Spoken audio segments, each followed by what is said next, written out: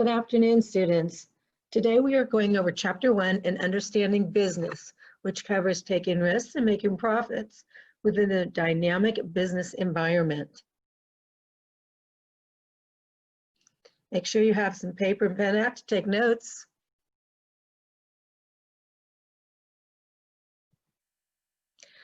The chapter content consists of business and wealth building, importance of entrepreneurs to the creation of wealth, business environment, and the evolution of business both locally, domestic, and globally. The learning objectives will cover 1, describing the relationship between profit and risk and showing how businesses and nonprofit organizations can raise the standard of living for all.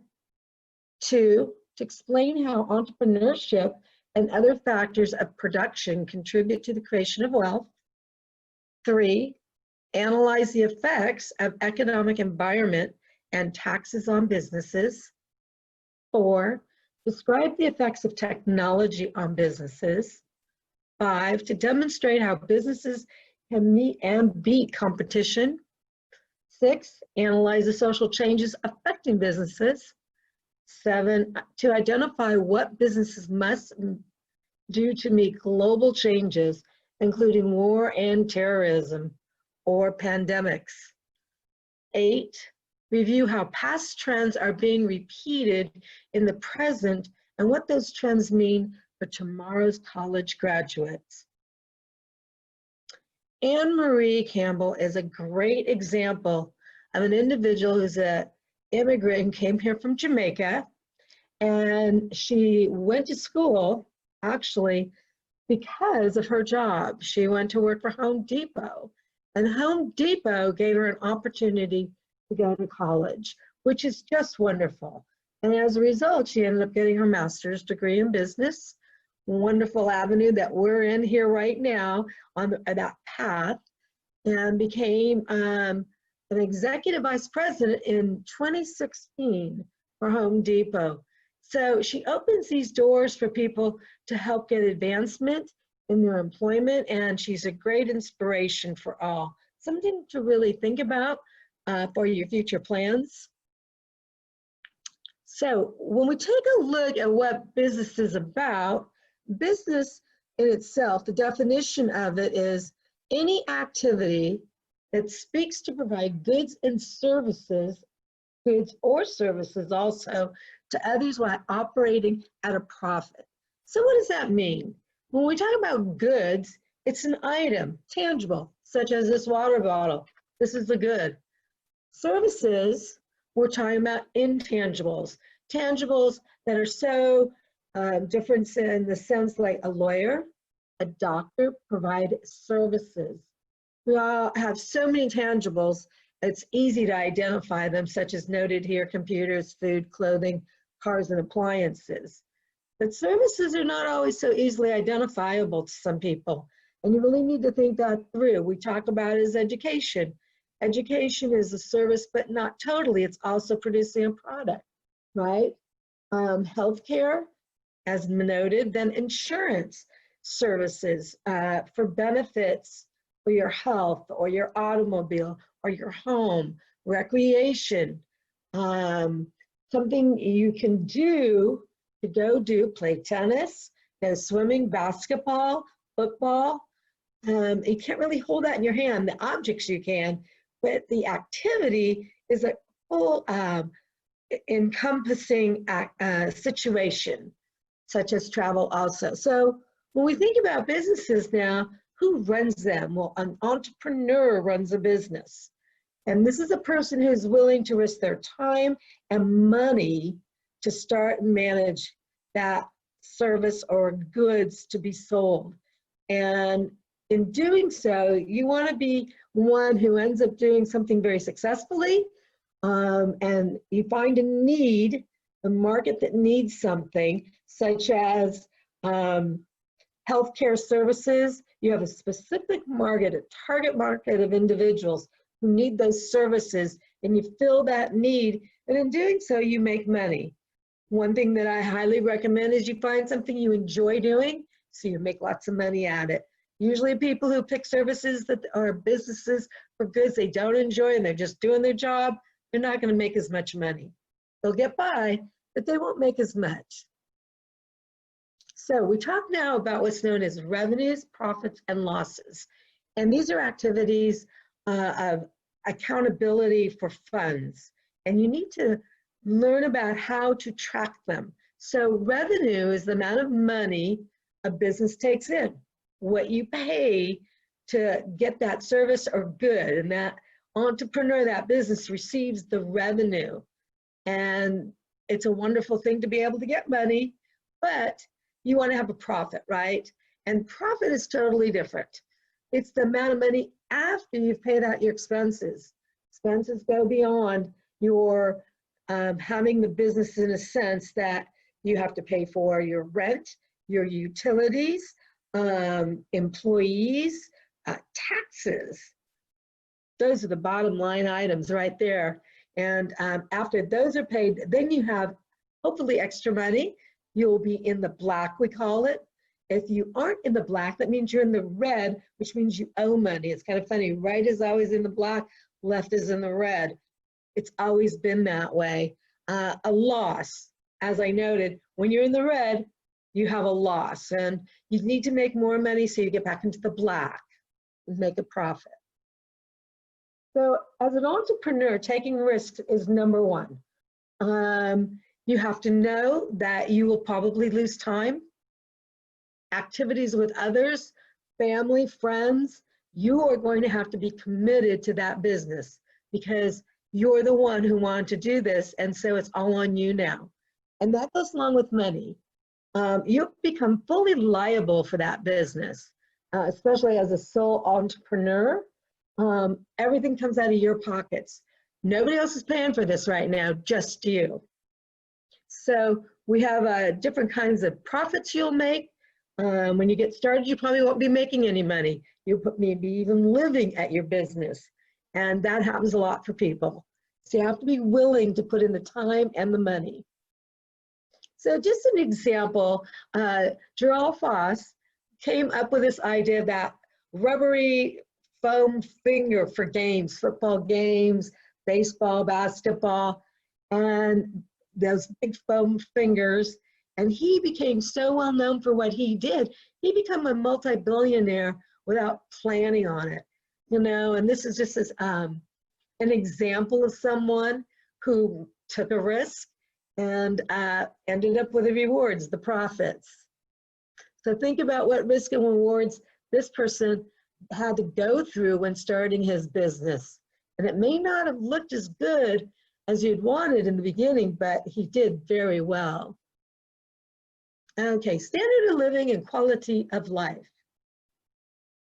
Standard of living is huge because there is a element that we look at about goods and services people can buy and the money they have. So people only spend what they have to spend.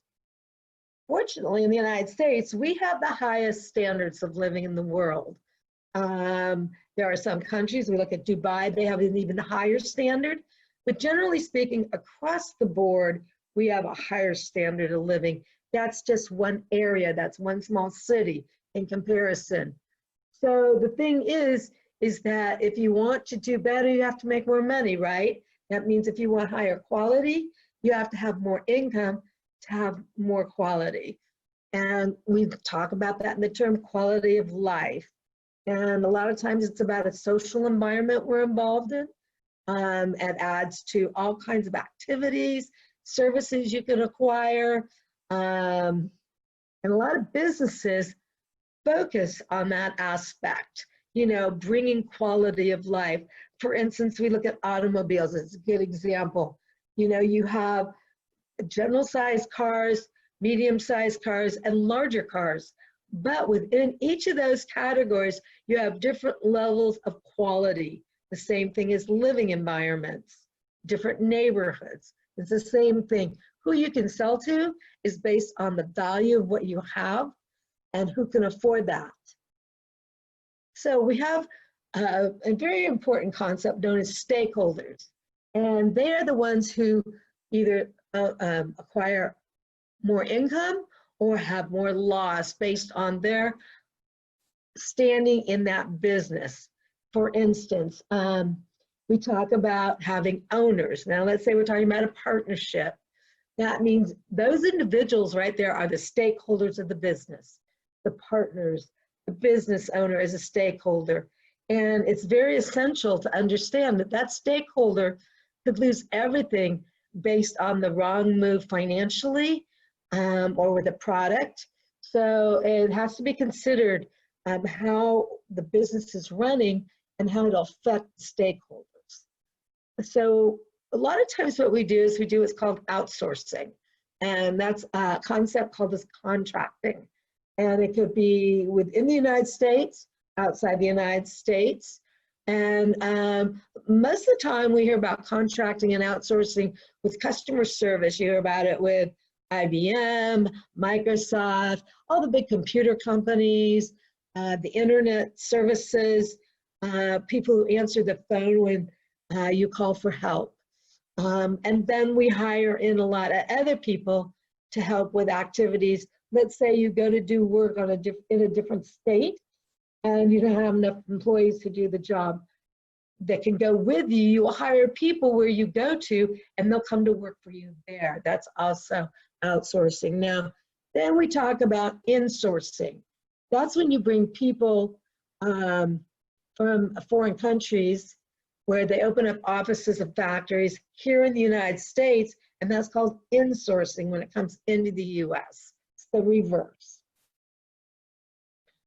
So when we take a look at stakeholders and an average business, we look at this chart, this pie chart here, and it talks about the different types of businesses throughout the US of stakeholders. So we start with stockholders. And stockholders are when we're talking about a company that has put their stock out to be purchased by others, sometimes within a business, sometimes publicly. And then you have your customers who you're selling to. Then you have surrounding communities, people who are affected by your business. One of the biggest one is Walmart.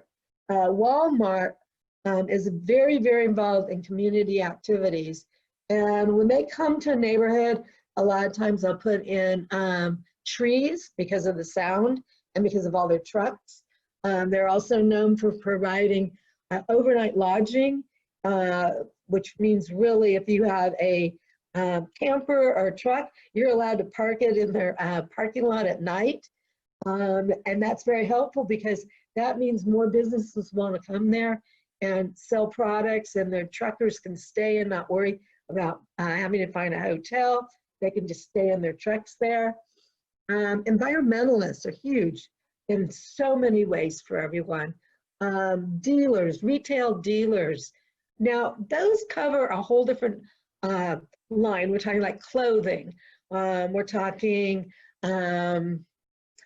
computer items, jewelry, lots of different areas that are just retail store items, musical instruments, bicycles, motorcycles. And then we have what's also called our employees, they're stakeholders. Government leaders are huge stakeholders. Suppliers, because they need to be able to sell their products or services to you or to a business. And then of course the media can have a handle on things or a hand in things, and then bankers. So each of these have a different kind of function within business, stakeholders, where they can be affected or can affect others. And a very strong position to have. You want to be a stakeholder in the world. You want to have activity that you're involved with in business. So on the opposite side of all that, from quote unquote making money, a profit, we have the nonprofit organization. And those businesses are generally not designed for the business to make money, but to make money for others. The biggest one that ever started was Jerry Lewis, Multiple Sclerosis Foundation. He had a child that was in great need, and he saw how many others had needs. and then there was St. Jude's, and then it just grew. Red Cross is, of course, number one. And I think I have a list here of a few more. No, I don't, sorry. And so that's very important to consider the value. And let's look here actually at the Red Cross, where this gentleman is helping a young man who is involved in a situation where he was harmed. I'm not sure, as I remember here, it's about, oh, this was Katrina right here. And, you know, helping people get help. That's a whole other avenue for Red Cross.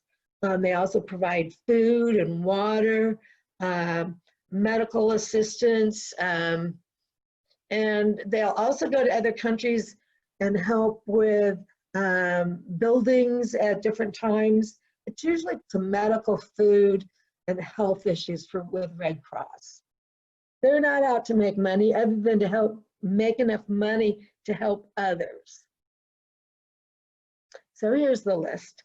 United Way, American Heart Association, Salvation Army, American Cancer Society, and again, as noted, American Red Cross. And many of you know all these. You may not know about the American Heart Association.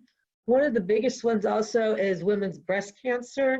The Cancer Association of America, that was one of the first big ones to be started. It was for women with breast cancer, and that's grown in tenfold for all the different cancers.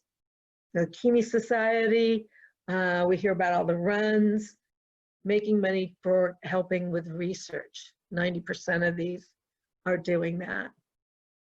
Okay, part of nonprofits, which is not the normal, is because in the normal office, you usually start maybe 8 to 4:30 or 5, somewhere in there, or 9 to 5. Well, nonprofits are very flexible because most of the people that are working there are volunteers. They're not usually getting paid for what they're doing. They're doing it because they want to help out. But you have to be somebody who's ambitious, someone who has a desire to help others. And there's usually a goal attached to that, you know, like making so much money, or there's a fundraiser involved, a race of some kind, a dinner, an art show, arts and crafts events, things of that nature to accomplish hopefully a large amount of money to help an organization. Yes, and so they work with all kinds of groups of people to help serve others. One of the things to remember is we give employees a break sometimes. These employees deserve a break a lot because they usually put in many more hours a day than the average worker. It can be very exhausting, as noted here, is draining. I myself used to run 3 different nonprofits. I used to be involved with what was known as the Oakland Zoo. It's still around. I worked there for several years. Loved being there. Then I worked with Northern California Draftworks Extravaganza, an organization that provided horse services for people with physical disabilities, and also Creative Growth. And I'm not sure Creative Growth is around anymore, but Northern California Draftworks Extravaganza is, and the Oakland Zoo is. Creative Growth was a facility that was in Oakland, California, and it was designed to help adults through the use of art who had physical and mental disabilities. A lot of autistic, ADHD. It was a wonderful location in Oakland, and it was owned and run by 2 very well-known artists, Mel Ramus and his wife Lita, who have now since passed, 2 wonderful individuals. And it was a lovely location. These are the kind of things we do for people. Okay, so when we talk about creating wealth, let me grab a sip of water here. There are positives and there's negatives to being an entrepreneur, always. When you are one, the positive is freedom to succeed. You have so many choices to do things. You get to make your own decisions. You get to look at all the different possible ways of putting things together. You can choose when to work, when not to work. But on the other hand, to the negative side is you also have the freedom to fail. It doesn't mean you'll be successful, because maybe you can't put in the energy or the effort to do the work. There are no paid vacations, no health plans, and guess what? Usually in the beginning, you are the janitor. Yes, that happens a lot. You'll find yourself cleaning the toilets and scrubbing the floors because you can't afford to hire anyone else yet when you get started. This is a chart to show you how women have turned around to become more successful in the workplace. In the early years, women did not have very high-paying jobs and were not that successful. What's happened over the years, it's grown to a way that's very different now, from where women in the workplace versus college grads, women earning more than husbands, and it started in this chart in 1970, and now you can see in 2017 how much that's changed. Women have increased in the workplace tremendously, 47% compared to initially 35. The number of college graduates is unbelievable, 40% during this time period. And then women were earning more than husbands. Pay equity is huge. And as we go along, we'll talk more and more about pay equity, the increase of salaries to where they should be matching with men's for the same activities, same job titles, experience, everything. It's getting there. And you can see the huge increase from 40% to 29%. And then, of course, women's contribution to household income. It's increased, but not that much, because we had a period of time where women became the only one making income, or it may have been that there was only the female in the household as a provider, which could have been very scary at times for them and their homes, but they have continued to succeed, and that's very important.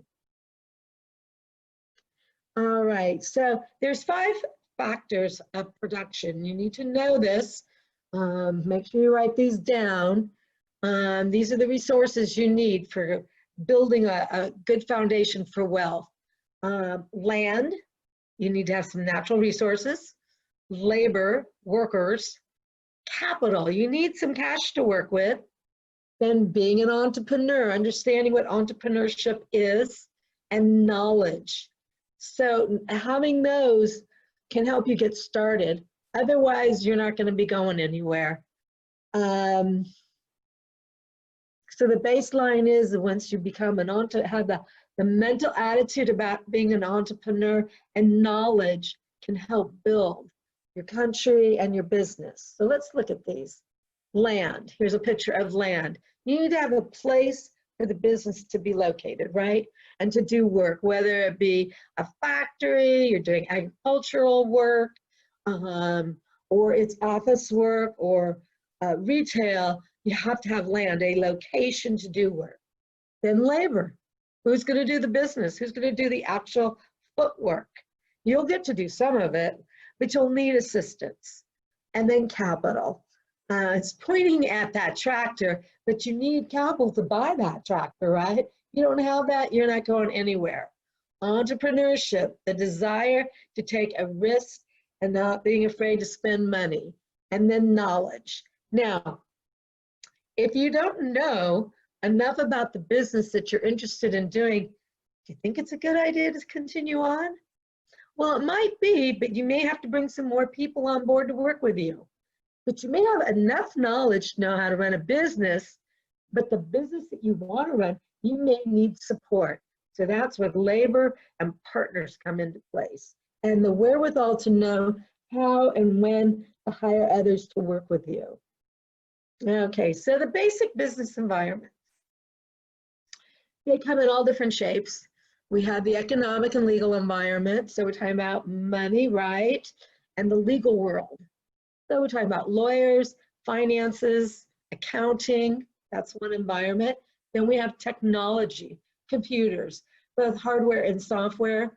Now, part of my background, well, a very large part of my background is in the computer industry. So I used to be, for 23 years, part of my background is I was a network engineer, systems analyst, technical writer also, did security work, did forensics work, and it's a huge, huge environment. We couldn't go very far in business without technology. So it's very important, if you haven't taken some technology courses, you are required to take at least 1 or 2 nowadays in college. I believe you have to take the basics and maybe 1 programming class. If not, you should be. And make sure you've learned about the ins and outs about how to to work on a computer, understanding software, using the software you need to do your jobs. Because if you learn a little bit about that, you will have a good foundation for getting started in your business, because then you can learn to look up things and track things, start building spreadsheets for tracking your expenses, contact lists, things like that. For networking also, tracking contacts, calendaring things, very important to be able to do. Then understanding the competitive environment. Now the competitive environment all depends on what your service or good is. You know, you have to look for a need. What needs need to be filled? You know, what services do you have to fill this need? Or what products? And then you look at who your competition is. Who are you going against? Because you'll have competition at some point. Maybe not right away, maybe you have something that's brand new, but eventually, if it's good enough, you'll have competition. And then of course, the social environment. So social comes in all different sizes and flavors today. Multimedia has reached all bounds in the world. And as many of you know right now, during this time of the pandemic, we could communicate with everyone anywhere, especially with Zoom or Skype or Facebook and Twitter. There's all different ways of getting involved with different kinds of social groups. And so you can spread the message, the word, really much more quickly for your business today than even a year or 2 years ago. And that's how fast it's been happening. When our pandemic hit in January, the first sign of it, we didn't really think that we'd have to worry about communicating. And then when we were told we needed to be sequestered to our homes, quarantined, it became the #1 thing we needed to learn about, and everybody needed to learn about it. And this adds to our global business environment, being able to work with other countries, communications, how we open the doors for building relationships or letting other countries work with us. And I'm saying that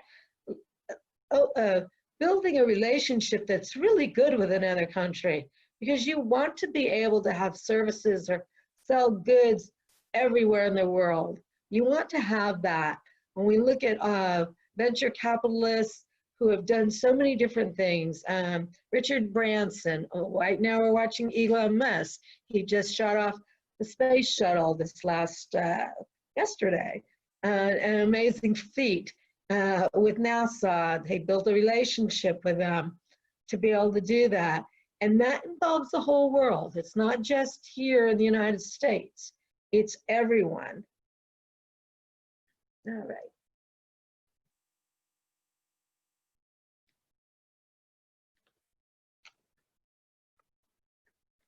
Sip there. Let's go back here for a moment.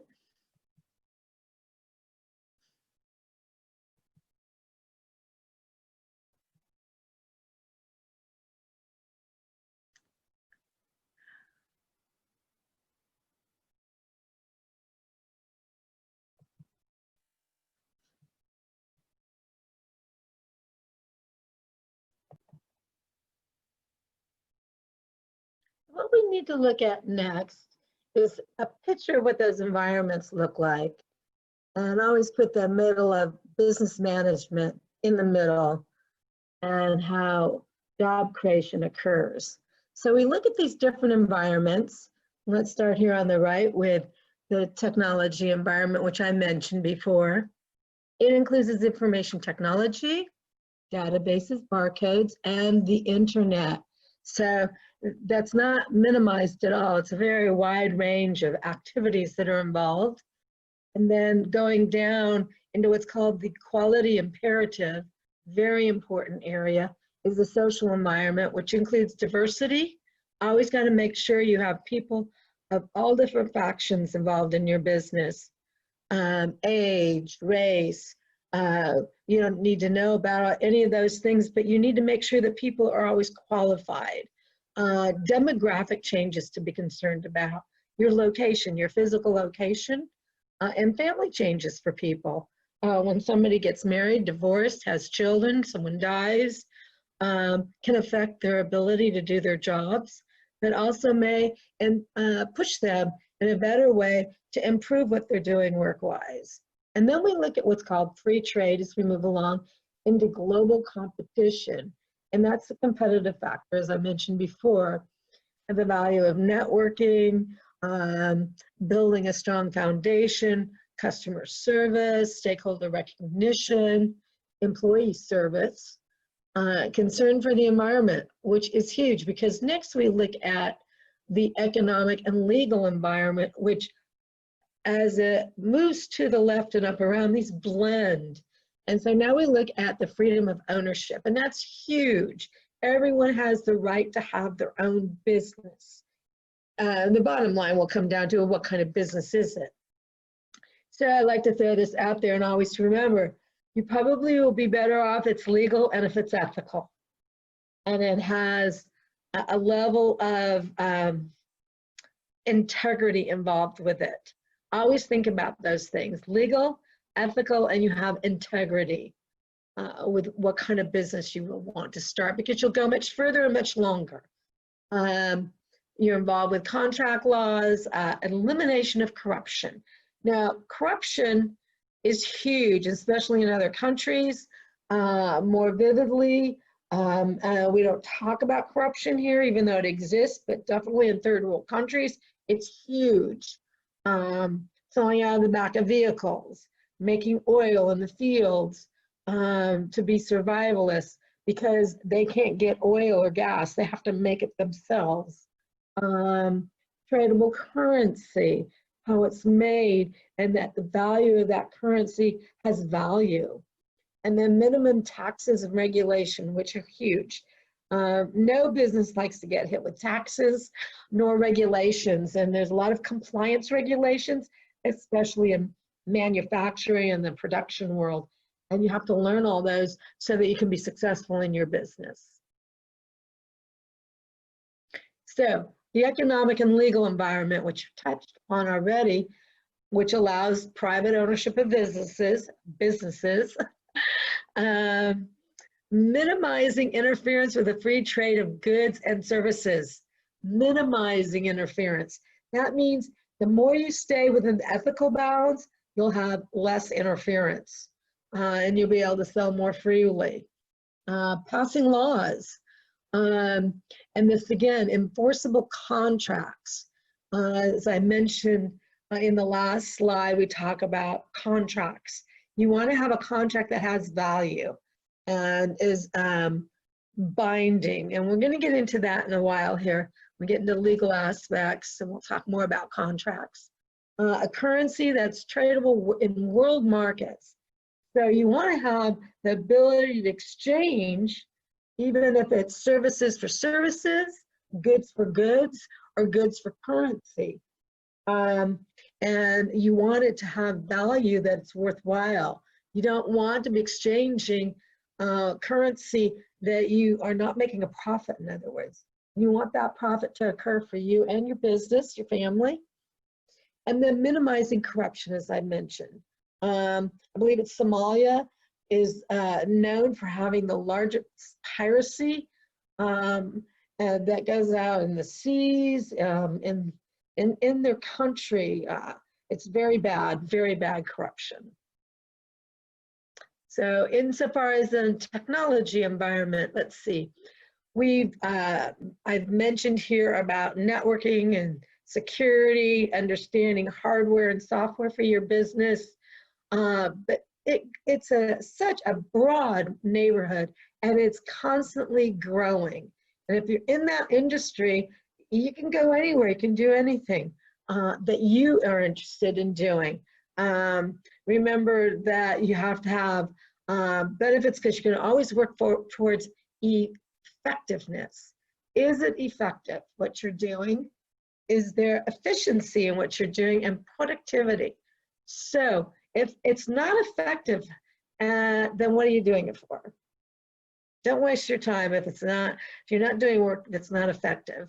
Efficiency, making sure that you're not wasting your time and money.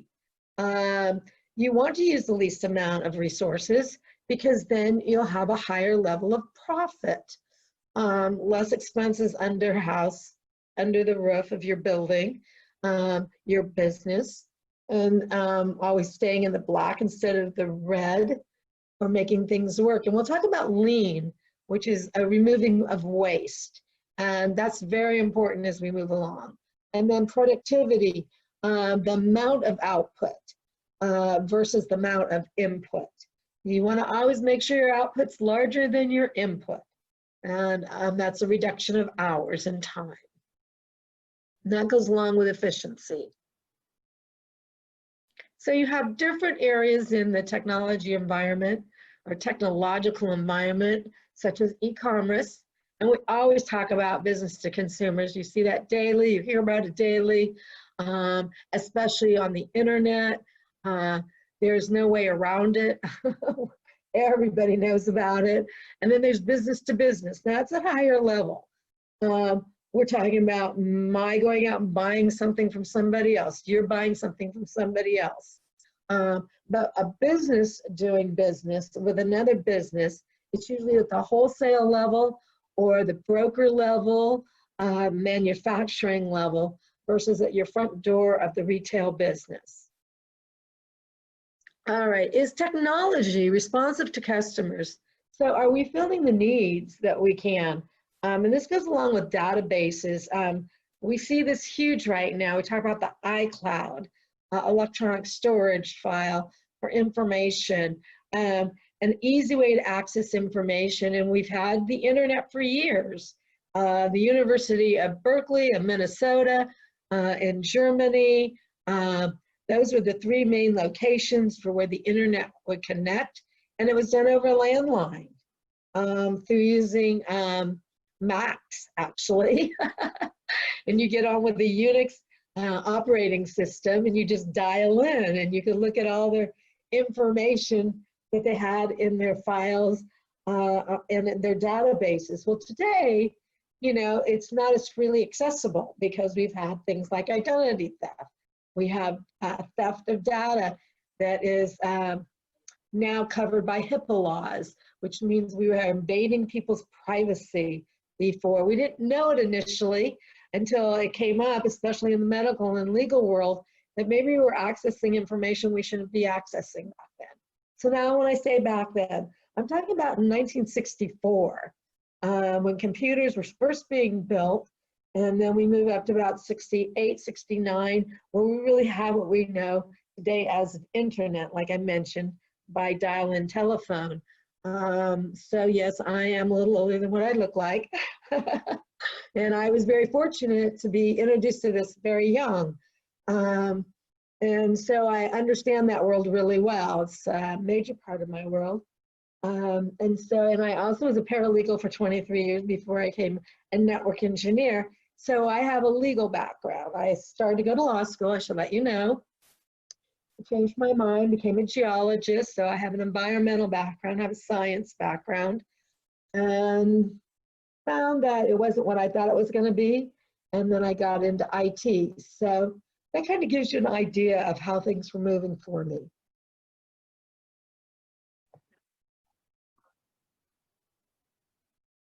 So here we are at the competitive environment. So you want to make sure that you have good quality products at low prices with great customer service. You know, when we say low prices, you want to have prices that are lower than your competitors so that you can sell your products or your services. Very important. And always having great customer service available. Without that, you know, your customers drive your business. The more customers you have, even if you have more complaints, you have communication going on, and it builds a business. So what we like to see happen, especially some frontline managers, are given what we call empowerment to their frontline people. We see this a lot today. It started happening at TJ Maxx and at Ross, where the cashiers started being given the empowered opportunity to do work they didn't have before. So now they don't have to call on a manager, wait for them to come out, and then you get your services taken care of. It takes way too long for the customer. You want the customer to be happy and to complete their time and move on. You don't want people waiting in line. So we'd like to see that happen more often. We saw it definitely happening at Walmart. Walmart changed a lot of different avenues of how they were doing activities with their employees. They gave them more tools to work with. They redefined what their positions were. And before you knew it, they were handling the customers one-on-one, taking them to where they needed to find things and walking them almost out the door with what they needed. It's a great thing to do with employees, is empowering them. So it's really important to think about the differences between countries. For instance, here in the United States versus like this picture in India, a sari shop, where it's much more difficult for them to start a business compared to you being able to start one here. Think about all the compliances, the permits. They have a whole different process to get permission from their government to do a business than we do. We just go out and get a license, rent a place and get started, unless you already have your own location. So it's something to think about. So think about this question they asked. What do you think would be the effect of a little more freedom to create business opportunities in this country of over 1 billion people? It's a really important thing to think of. Okay, corruption. I mentioned corruption earlier, but corruption is so important to be concerned about. The least corrupt countries are Denmark, New Zealand, Finland, Sweden, and Switzerland. But on the other hand, the most corrupt are Somalia, South Sudan, North Korea, Syria, and Yemen. Now, when you think about the locations of the least corrupt versus the most corrupt, you can start to see, here we're talking about least corrupt major countries, whereas the most corrupt are small third world, except for North Korea, countries that have much more difficulty getting funding, food, shelter, freedom and security. And that's why corruption exists even more. Something to be really concerned about if you're going to do businesses outside, that'll be relating with businesses outside the United States. Think it through. Okay, the basic business environment. And we mentioned earlier the social environment. So we talk about demography, the statistical study of human population with regard to its size, density, and other characteristics such as age, race, gender, and income. You need to understand that definition. Demography is so important, especially when you're looking at your target markets and locations. Who are you selling to? How are you selling? And so in doing that, you have to be able to manage diversity. And it's huge, especially in recruiting and hiring processes. You need to get to know the laws. You need to understand them.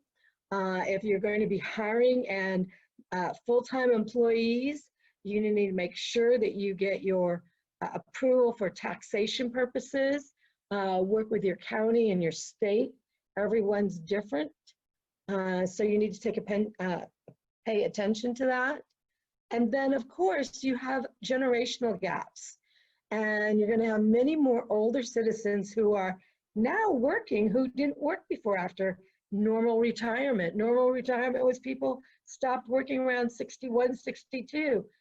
It's very different today. People work in their 70s and 80s, and they're a great group of people to hire because they have experience. So take that into consideration in your hiring process. Who you need, people who don't know how to do the work or people who do. And it's easier to hire people who do because you don't have to train them again. All right. So then there's also single parent families. You will have a lot of single parent families still today. And even though that doesn't mean they're all capable of doing the work, but keep that in mind, you know, who needs jobs? Who doesn't? And when we say single parent, we're not just talking women, we're talking men also. We're also talking other ethnicities, gender issues. Be open, be very open to hiring people. Global environment. Okay, so globalization. We really have to consider how that is right now, and the communication systems when we're doing this on the, especially with the internet.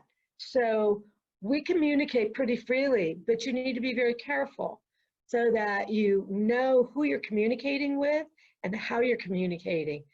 Got to be concerned about identity theft, business theft, information theft. And right now, especially with our pandemic going on, it goes along with war and terrorism. We've lost a lot of money out of our economy, especially in the last year, primarily the last 6 months, because of what's going on in our country. And other countries are experiencing the same thing. We're not alone with these problems. When it comes to real war, which we haven't seen a real physical war except for in the Middle East in many years now, thank goodness.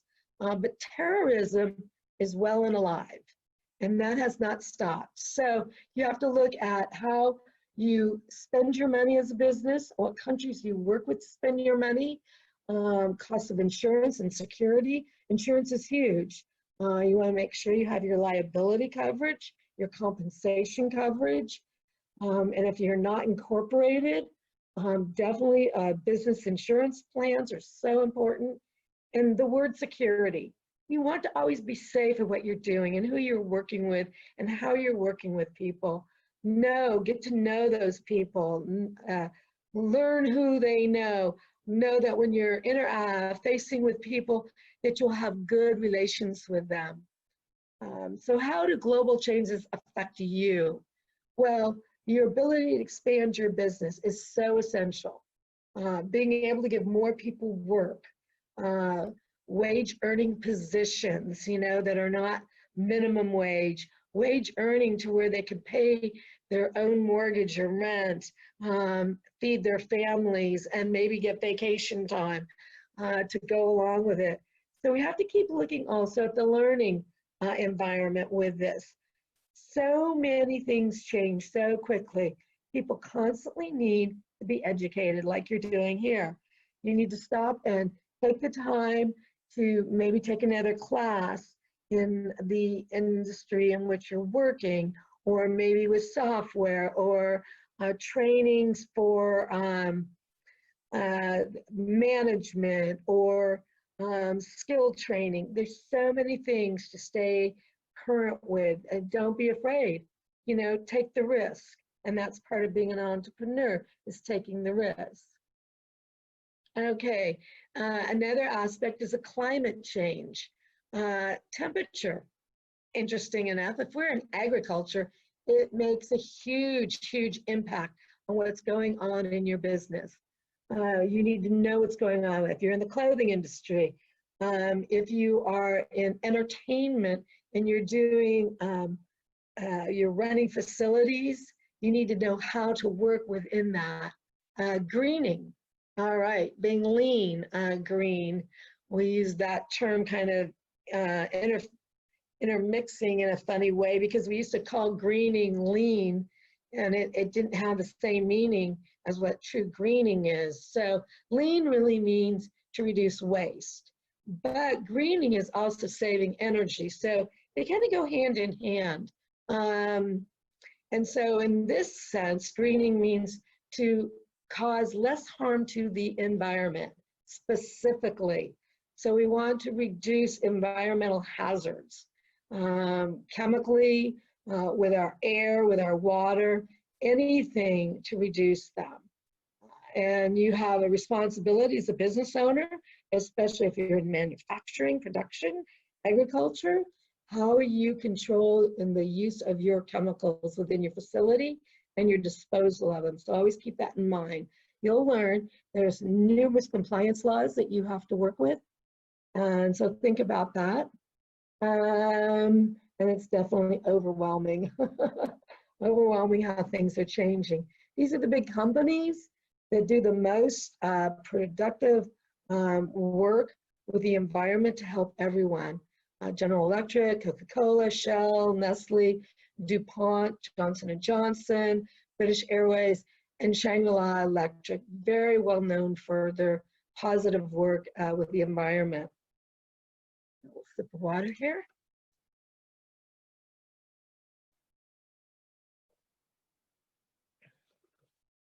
Okay. So how about the evolution of business? Now, we've watched things change. There's different segments in time. So we always start about talking about the agricultural and the manufacturing industries, which started back into the 1800s. Very important to think how there's this progression and change and how these different industries have moved along in time. Excuse me. And then came in technology, which gave an open door for growth in businesses. Here it says, like the harvester and the cotton gin made large-scale farming successful. Well, and then next came where there were fewer farmers, but larger farms. So what was happening, there was blending of families. This goes back in history. Even today's in the British Isles, where families were blending together so they had more property. It's a very common process to do. It also gives you more land to work with and more people together, not against one another. And then in the 19th and 20th centuries, we went from farms into factories. And we've watched that progress ever since. It'll never stop. And again, with technology, it's allowed us to grow faster and better. And then again, reduce workers. Now, unfortunately, that is growing even more so because of robotics, and we haven't gotten into that yet. But we still need workers to work with robots and to build the robots. So people end up having to transfer from one position to another. And always keep that in mind. If you have a good worker, but you don't need them to do the same thing they've been doing, please put the time and energy and money into them to keep them and help you move along into a new direction, whatever that direction is. So we look now into the service industries, and that's where we are today. It started in the 1980s and has grown unbelievably. We're over 80% of value of the economy is in the service industry. We are constantly serving customers, the public, both retail, both in medical services and legal services, care services, has just grown tremendously. And that's where a lot of the money is. So if you're looking to make some money as a business owner, that could be your place. So what's your future in business? We are still heavy in the information industry, both globally and locally, domestically, and it's growing. It's a constant evolution. It never stops. The question is that where do you see your business when it comes to the changes? I want to thank you today for being here with me for Chapter 1 and look forward to seeing you in Chapter 2.